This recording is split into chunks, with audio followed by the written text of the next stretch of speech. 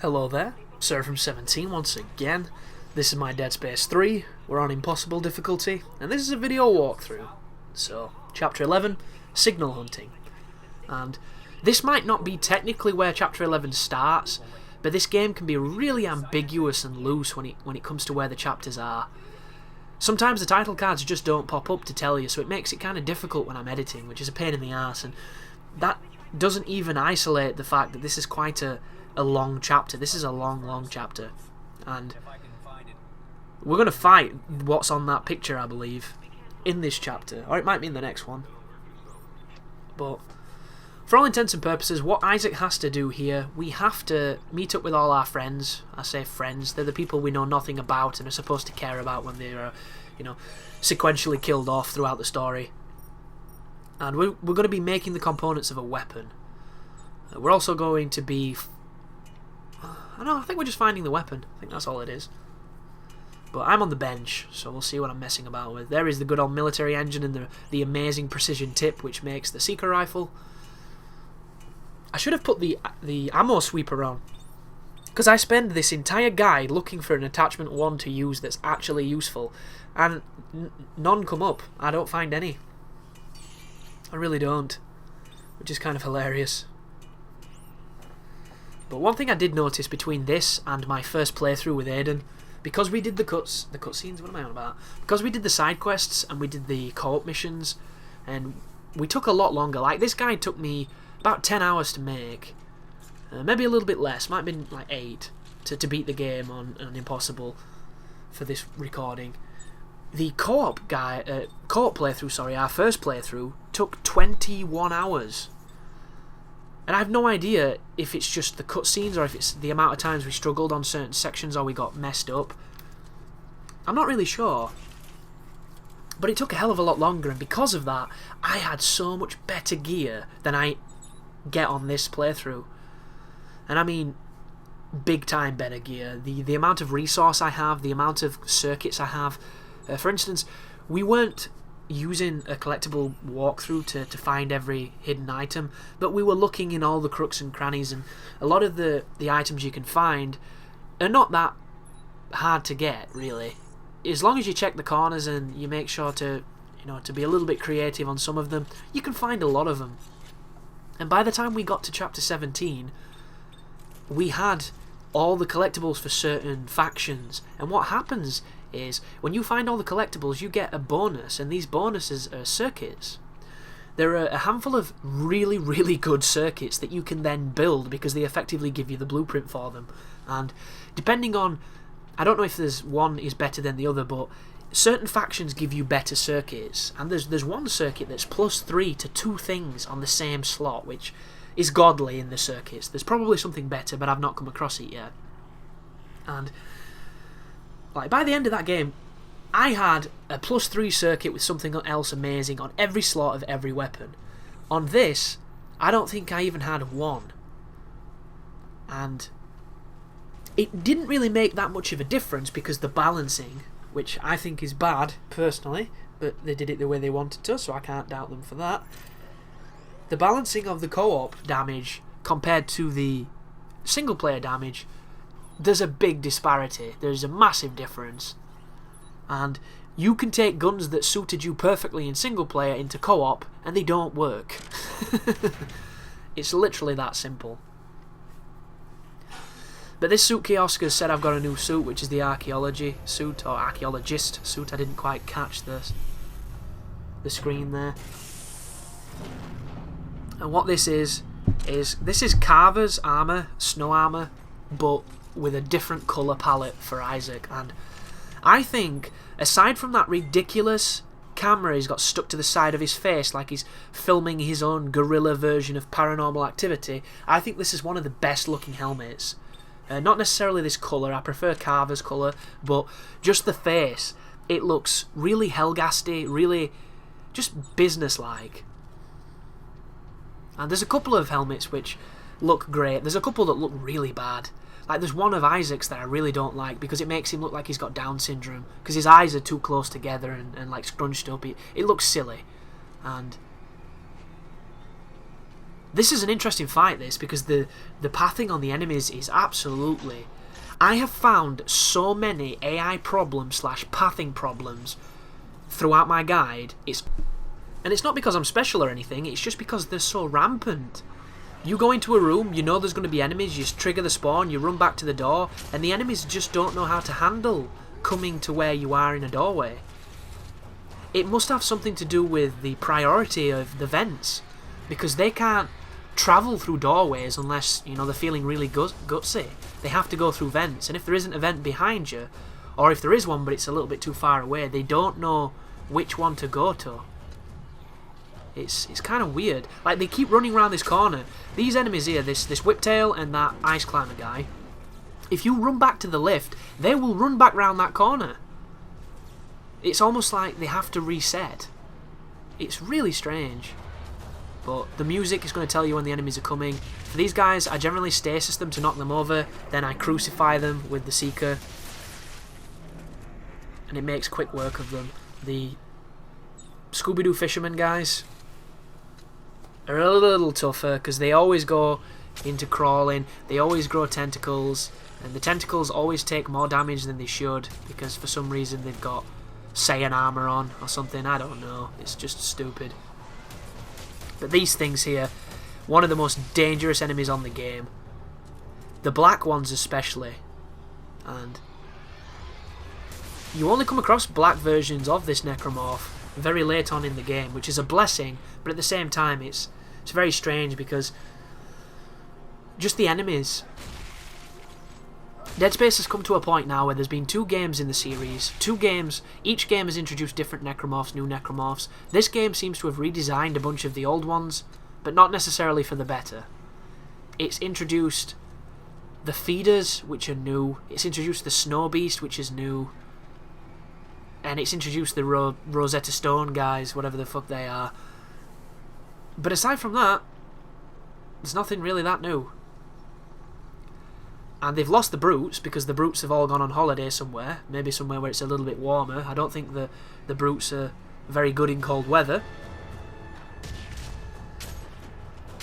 Which doesn't make any sense, because I like the brutes. But I think the motivation for that is literally 2 people would dismantle a brute rather simply. But, you know, 2 competent players can dismantle everything on this game, so that should not be a motivation to not include it. But bringing this back to the point I was originally making, there's a lot of enemies in this universe, there's a lot of necromorphs, there's a lot of creativity, and there's a lot of areas where creativity can thrive. Why the fuck isn't there more creativity in this game? I don't get it. Every encounter, ice climber guys. Every single one, ice climbers, all the time. I don't know what they've got in the mouth, it looks terrible, but it doesn't get away from the fact that they look like fishermen from a Scooby-Doo episode. And then when it's not them, it's feeders. When it's not feeders, it's whiptails. They could be so creative with what they do, but they just throw the same variety enemies at you. And they've got other enemies that they barely use. Like the little kids with the fingernails off of Dead Space 2, the little bastards, I used to hate them. They're not in this game if you're playing as Isaac. You do not see that enemy once. And I can understand that this is an installation on a planet where adults are. There's not necessarily a residential area to it. There's just soldiers and scientists. So there's no real area for children to be in. And those necromorphs were essentially children. Which is an awful thought and quite a touchy subject in gaming. But it was cool because they were freaky and what have you. But there's just not in this game. Same with the brutes. I've mentioned before that I have no idea where the brutes come from. I think the people that weigh 40 stone that turn into necromorphs, ex-linebackers or rugby players or something. But it's... I don't know, they've got rid of certain things, and there was a mood and a feeling I had throughout this game, because what I want to say here, before people misconstrue what I'm critiquing here with complaining, I'm not complaining, guys, I'm just pointing out the discrepancies that this game has for me. Complaining is when you're going out of your way to say negative things, and you're doing it negatively. I'm not being negative here, folks. I'm being optimistic, but I'm highlighting little idiosyncrasies that bugged me. And this is what I said to Aidan when we were playing through this game. All the way through this game, it feels like they changed the rules of Dead Space. And what I mean by this is Dead Space had a very deliberate way of playing. There were rules. There was a set amount of things that if you adhered to, you could play Dead Space comfortably, enjoy it, and it would be the experience that you were looking for. This game seems to dismiss all of those rules. And it just gets to the point where it feels like a different game because the things that used to work don't work. And I like it for the sake that it's different and it's forcing me to feel and play differently, but at the same time it feels like there's a part of this series that's died. And I don't think we can just point the finger at certain parts of this game that's lacking, because when you compare them to the previous parts of Dead Space, they existed there, but I think they hid it better. I think they just made it less obvious of what we were doing. For instance, there's a section at the end of this game where it is literally 50 dudes in a single room. 50 dudes when you're on your own. And then you move through into the next section, and it's another room, and another 50 guys. And you've used all your bullets on the first 50, and then you've got this massive struggle against the next 50. And if anybody tells you that they enjoyed Dead Space at its best when they're throwing 50 guys at you, I don't think they're real Dead Space fans. Because I don't think that's fun. I think that's game design being cliched for the sake of it. That is literally a developer thinking that this is a big environment, it should have a massive, ridiculous action set piece, and not every game needs ridiculous action set pieces. Sometimes the smaller set pieces are much more evocative and much better because they fit with the aesthetic and the mood of the game. To me, Dead Space has never been about big battles. Halo's about big battles. That's why there's, 200 miles worth of fields that you've got to drive through before you get to a big open area to shoot some tanks. Dead Space is close, it's claustrophobic, it's methodical, and this one breaks that rule in some areas, but I can't say it's a negative, and I can't feel all that bad about it, because the second game did the same. If you think once you got past the drilling rig, and you went into the labs and there was that descending sequence of rooms with more necromorphs than you could kill, and at the bottom there was a brute waiting for you, that area was exactly the same. The only difference is I enjoyed that place better because I enjoy labs to the place that you go on this game. So I can't say, Dead Space 3 is a lesser game because it does this with enemies, this bullshit, too many enemies, massive rooms of death, because the second game did it. So that isn't even a valid complaint, that's just, this time it's less elegant, so it feels more of a chore than a pleasure in my book. But there's a lot of moments like that. The bosses on this game are terrible. Absolutely terrible. I don't think there's a single redeeming factor about them. Bosses in previous games have not been that great, but they were better than these. One thing I can't remember, which I'm going to need your helpful folks to remind me, is on Dead Space 1 and 2 with the bosses, when you got hit by the boss and it knocked you over, could it immediately touch you and you die while you were on the ground? Not even attacking, just the animation of it moving, being near you, being in your proximity. Because I think it did, but I can't remember it ever being a problem, because I remember problems, I remember areas that pissed me off, and I don't remember areas on those games that did. And I don't know if that's selective memory or if I just got lucky, but on this game, if that snow beast knocks you over, it kills you, because it does damage. Every single part of its body is a weapon during its animation, and for quite a long time after its animation. Which is unfair, because when necromorphs bump into you, you don't deal damage to them. Unless you're on fire, but I don't think you can get on fire. What you can do, though, is if you put a stasis module on a grenade launcher and you fire it at your feet, you can knock yourself over in slow-mo, and it takes about 10 minutes to recover. I do not recommend it. Like, if you're using a pulse rifle, an actual pulse rifle with both the pulse top and the grenade bottom, use acid or flame glaze or electro, because if you use stasis, you're going to spend so much time on your ass, it's going to be stupid. This is an interesting one. That is a nice group of soldiers who just committed ritual suicide. Don't really understand it, considering that Danik has still not reached his goal. They would have been needed. The only thing I can think of is they're intentionally making themselves an obstacle for me, So they kill themselves so that they come back as necromorphs and make our time a little bit more difficult. That right there is a piece of ammo underneath the trim of that wall that I can't grab, which is not very fun. And this is a little bit of backtracking. What's going to happen is we're going to go into an area we've previously come from. This time we've got a key to open a door, and it's going to allow us to do a little scavenger hunt and pick up some pieces of a weapon, which at first seems really cool and really useful, but it's not. It's actually a big old pile of dicks.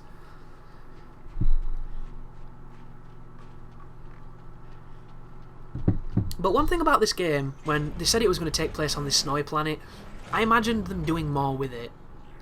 I don't know what I imagined, and you know, creatively I'm sure it's got its own challenges thinking of something that's both fun to play and stimulating as far as visually and interesting to be in that environment.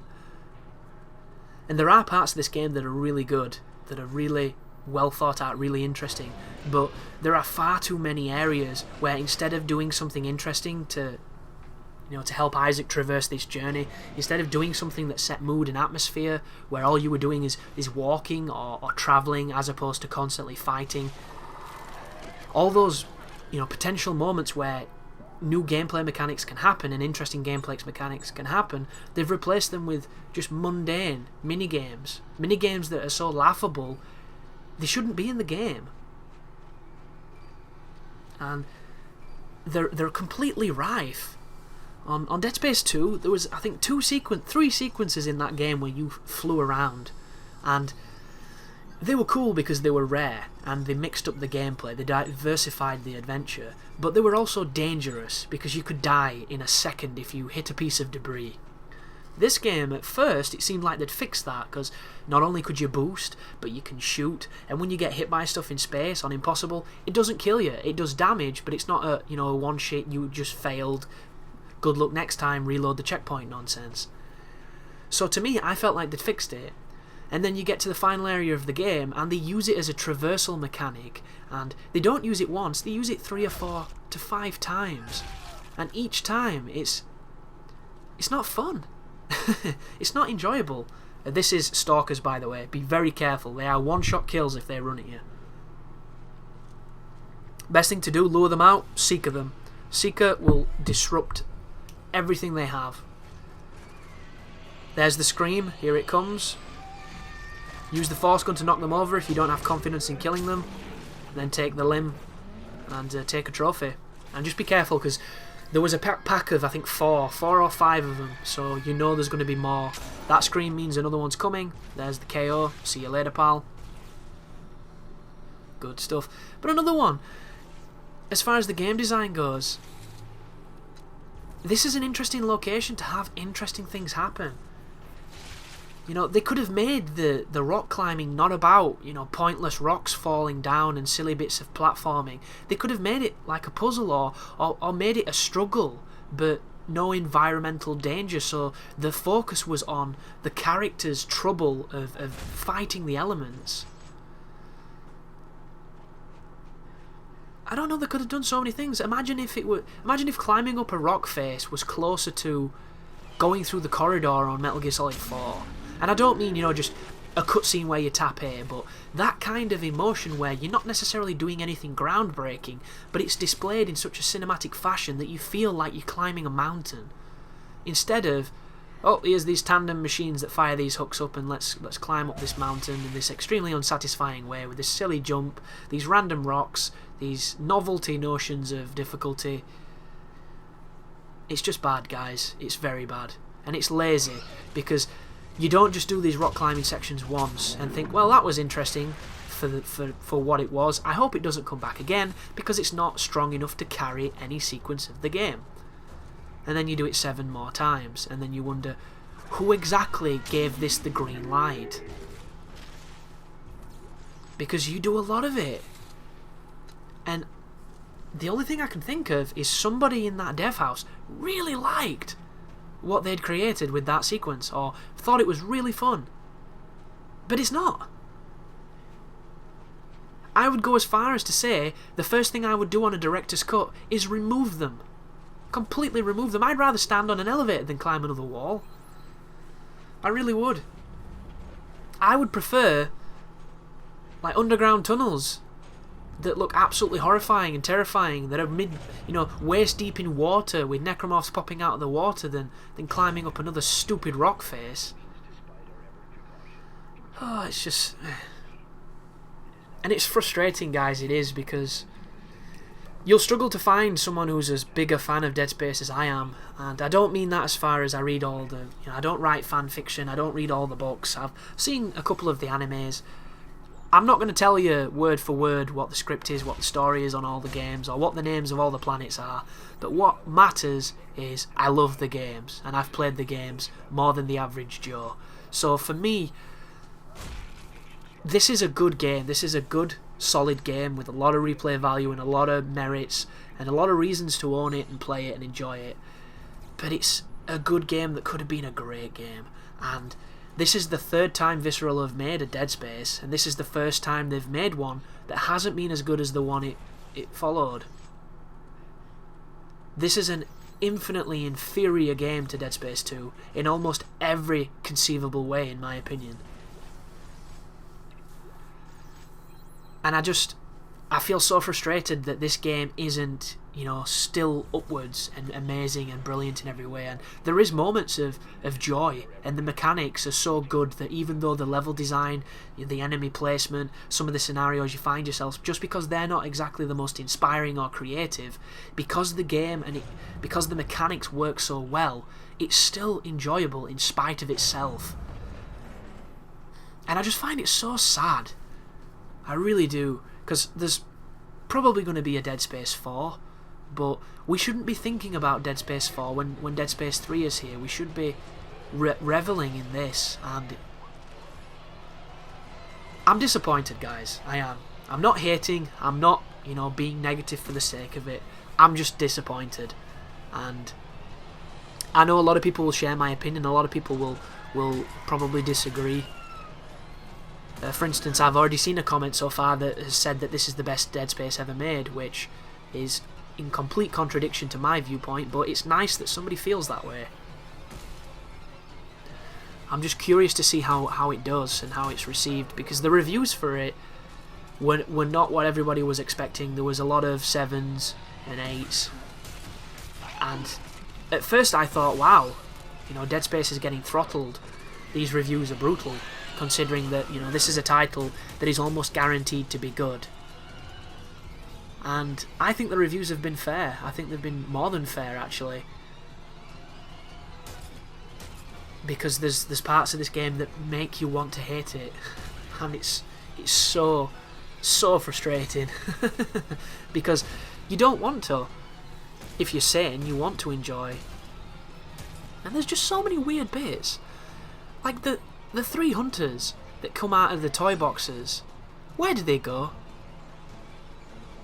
You catch that tram, you go to the next area, you can either stay at one station and do a side quest, or you can continue onwards, and they follow you through the vents. I don't know how the ventilation shafts have got that much distance on them, or are connected that well across this massive space station, but they are, and they follow you through this vent to the new area, but as soon as you go back on and you carry on, you don't see them again. They don't come back. There's no catharsis, there's no, yay, we finally get to freeze or crush or lava or fan these giant morons that keep regenerating. Like, at this moment in time, probably the only way to kill those things is glitch, is find a trick or an exploit where you push them off a cheeky corner which sends them through the graphics. Because as it stands, there's no killing of the hunters, there's no killing of the regenerators at all. It's just run away from them and then don't see them again, luckily enough. It's just strange. But what is happening here, now that we've done the stalker fight, is I'm going to go around this area collecting ammo. I'm going to be going into one of these warehouses. I believe it's the one that leads to the weapon parts. Once we've found all the weapon parts, when we come back through, we're going to be fighting the snow beast. And it's going to be in this room that you've just seen here. The technique for him is pretty simple. You're going to be kiting around the boxes when he does his attacks. As soon as he pacifies, you're going to be shooting his flippy floppy glowing arms. Once you've done that, you need to shoot him in his glowing balls. Once you've destroyed all his glowing balls, you've killed the boss, or you've delayed the inevitable final encounter. And I've just gone the wrong way, so hooray for me. And it's obvious I've picked the wrong door, guys, because to open the one we want, you have to do one of those brain-hurting mini-games where you move two analogues at the same time and your brain kind of goes, hang on a second, you're not a drummer. This is not how it works. And sometimes it's not too bad, but when it's a complicated path, I mean, look at that, my hands just, no. My brain's just struggling. Cannot be done. But this is another thing. I'm all for putting minigames in a game for opening doors and stuff, but make them quick and make them fun. This is just not that great. And a lot of people hated stuff on Mass Effect, like the Mass Effect door opening things and the hacking on Mass Effect and all that kind of stuff. I kind of liked it. Didn't bother me at all. I didn't even mind the mining. I thought the mining was fine. Same with Bioshock. A lot of people hated the hacking on Bioshock. I really liked it. I don't know, maybe those minigames that people found tedious, I thought was okay. Maybe people think these minigames are great, and it's just me thinking that they're tedious. Just the complete opposites to the rest of the social thumb. But this room here, I don't think there's a single enemy in this room. There's a section where the vent goes through to try and shit you up to make you think you're going to fight, but you never do. Which is pretty good, actually. But there is a lot of loot, and unfortunately I'm so filled with crap and med packs, because this game throws med packs at you like you're a diabetic in need of insulin, that I can't pick anything up. And I hate dropping things. I'm a hoarder on games, a massive hoarder. And I think if I drop something, I'm immediately going to need it. It's going to be a difference between life and death. The instant I drop the needle of epinephrine, I need the needle of epinephrine, and boom, heart attack, heart failure, whatever, I'm dead. But use the kinesis to raise one of the weapon parts, and then we can collect the probe gun. And on the next video, which is going to be autopsy, or actually the next video is going to be the boss fight, but the next chapter, we're going to be using this weapon to do something quite interesting in an area that you're not going to expect, which I think is one of the better parts of the game. That is cheeky, that vent. Because if a necromorph came out of there, it's completely unfair, because you're still in the process of climbing the ladder, and there's no faster way to climb the ladder, so that would have been a really cheap hit. Just like that stupid machine one, where he slapped me when I was doing the minigame. But all that's left here, guys, is for me to try and pick up this stuff, pick up the final weapon part, and then backtrack to the room where we're going to fight the boss. I've been talking for 27 minutes, so I'm going to give you a bit of a break and commence it once again in the next one. But thanks for watching, and you take care now.